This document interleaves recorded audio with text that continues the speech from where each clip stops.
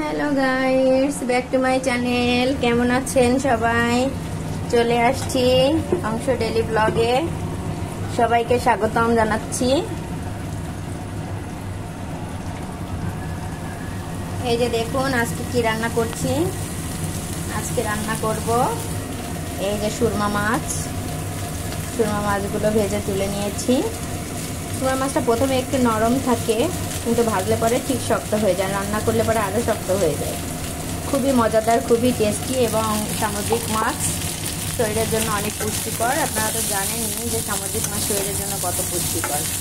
তারপরে দিয়ে দিয়েছি জিরা ফোড়ন, দিয়ে দিয়েছি পেঁয়াজটা হালকা একটু ভেজে নিয়েছি। তারপরে দিয়ে দিয়েছি ফুলকপি আর আলু। এবার ফুলকপি আলুটা একটু ভালো করে ডুবো তেলে ভেজে নিব।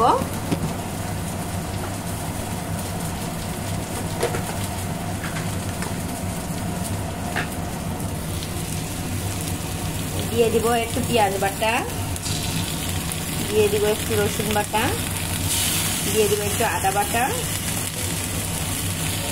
এবার দিয়ে দিব একটু জিরা বাটা। এবার লবণ হলুদ দিয়ে ভালো করে কষিয়ে নিব। দিয়ে দিয়েছি মরিচ,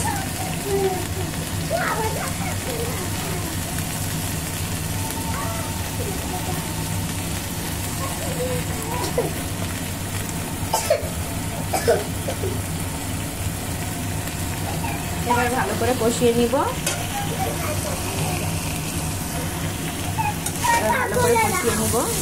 কষিয়ে নিয়ে জল দিয়ে দিব। জল দিয়ে নামানোর আগে মাছ দিয়ে দিব। ফুটে উঠলে ঝোলটা, তারপরে দিয়ে দিব একটু গরম মশলা গুঁড়া। গরম মশলা দিয়ে নামিয়ে নিলেই পরিবেশন হয়ে যাবে সুরমা মাছের ঝোল।